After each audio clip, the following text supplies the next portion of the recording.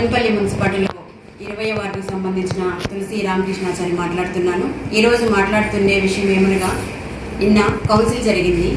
ఈ కౌన్సిల్లో YCP counsellors agenda వచ్చినప్పుడు ఒక కౌన్సిల్ హాల్కి అజెండా వచ్చిందంటే ప్రజల అభివృద్ధి కోసం వస్తుంది.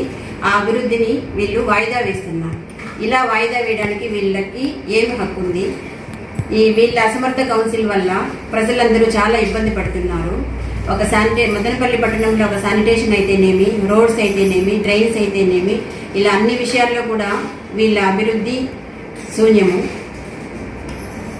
ఉన్నది మా గవర్నమెంట్ అయినా కూడా వీళ్ళు ఏకపక్ష నిర్ణయంతో కౌన్సిల్ వీళ్ళు మెజార్టీ ఉందని చెప్పి ప్రజల అభివృద్ధిని అడ్డుకుంటున్నారు.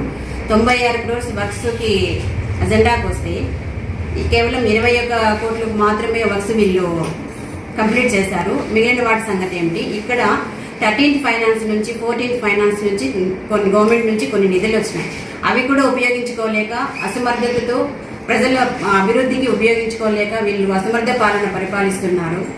కౌన్సిల్ అజెండాను ప్రతి నెల కూడా వాయిదా వేస్తూ ఈ కౌన్సిల్ ప్రతి నెల ఒక్కసారి సమావేశం అవుతుంది ప్రజల అభివృద్ధి కోసము. ఒక టీ తాగడము, ఒక స్నాక్స్ తినడము, ఈ స్నాక్స్ కోసం టీ కోసం తప్పితే అజెండా తీసుకొని వచ్చి రావడము, అక్కడ కూర్చొని వెళ్ళడం తప్పితే ఈ కౌన్సిల్ చేసింది ఏమీ లేదు. ఒక్క మదనపల్లి పట్టణ ప్రజలు చాలా ఇబ్బంది పడుతున్నారు ఈ కౌన్సిల్ వల్ల. అభివృద్ధి అయితే శూన్యము. ఎమ్మెల్యే గారు చొరవ తీసుకుని కదిర్ రోడ్లో ఉన్నటువంటి ప్రశాంత్ నగర్లో అక్కడ ఒక కాలువ చాలా ఇబ్బంది పెడుతుంటే ప్రజలు వాళ్ళ రోడ్లో నుంచి ఇళ్ళకి నీళ్ళు వచ్చేస్తూ ఉంటే అక్కడ బ్యాడ్ స్మెల్, దోమలు ఇలా చాలా ఇబ్బంది పడుతుంటే ఎమ్మెల్యే గారు చొరవ తీసుకొని దాన్ని వర్క్స్ పెట్టాలని చెప్పి కౌన్సిల్కి అజెండా పంపిస్తే అజెండాను శాంక్షన్ చేసి దాని టెండర్ విషయంలో వీళ్ళు అడ్డుకుంటున్నారు. అక్కడ ప్రజలు బాధలు వీళ్ళకు కనబడట్లేదా? ఎందుకోసమని వీళ్ళు కౌన్సిల్గా ఎన్నుకున్నారు? ప్రజల కోసము వీళ్ళు ప్రజల చేత ఎన్నుకోబడి ఉంటే వీళ్ళకు ఈ ప్రాబ్లమ్స్ తెలిసేది. ఇనామినెస్గా ఎన్నికయ్యి ప్రజల చేత ఓట్లు వేయించుకోకుండా ఆపోజిట్ పార్టీ వాళ్ళ నామినేషన్ చించేసి వచ్చిన వాళ్ళు కాబట్టి ప్రజల అవసరాలేమి, ప్రజల ఇబ్బందులు ఏమనేది వీళ్ళు తెలుసుకోవడం లేదు. ప్రతి వార్డులో కూడా అక్కడే ప్రశాంత్ నగర్ అనే కాదు, ప్రతి వార్డులో కూడా ఇలాంటి డ్రైన్స్ కానీ, రోడ్లు కానీ, గుంతలు శానిటేషన్ కానీ ఇలాంటివన్నీ కూడా అభివృద్ధి లేక శూన్యం. వీళ్ళ కౌన్సిల్ శూన్యము. కాబట్టి మదనపల్లి పట్టణ ప్రజలకు ఈ వైసీపీ కౌన్సిల్ ఇంకా అవసరం లేదు.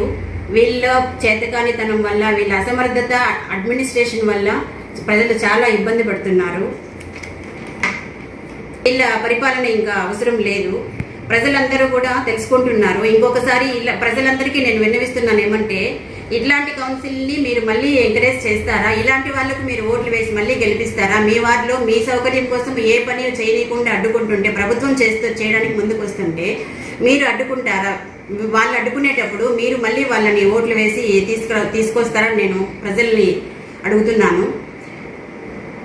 ఇంకా అవసరం లేదు. మీరు రాజీనామా చేసి ఇంటికి వెళ్ళిపోండి. ఈ కౌన్సిల్ గవర్నమెంట్ ప్రయత్నం చేస్తుంది ప్రజల అభివృద్ధి కోసము. గవర్నమెంట్ ప్రయత్నం చేస్తుంటే మీరు అడ్డుకుంటుంటే ఇలాంటి కౌన్సిల్ మదనపల్లి పట్టణ ప్రజలకు అవసరం లేదు. మీరు రాజీనామా చేయాలా? ప్రజలకు క్షమాపణ చెప్పి రాజీనామా చేసి ఇంటికి వెళ్ళి కూర్చోండి.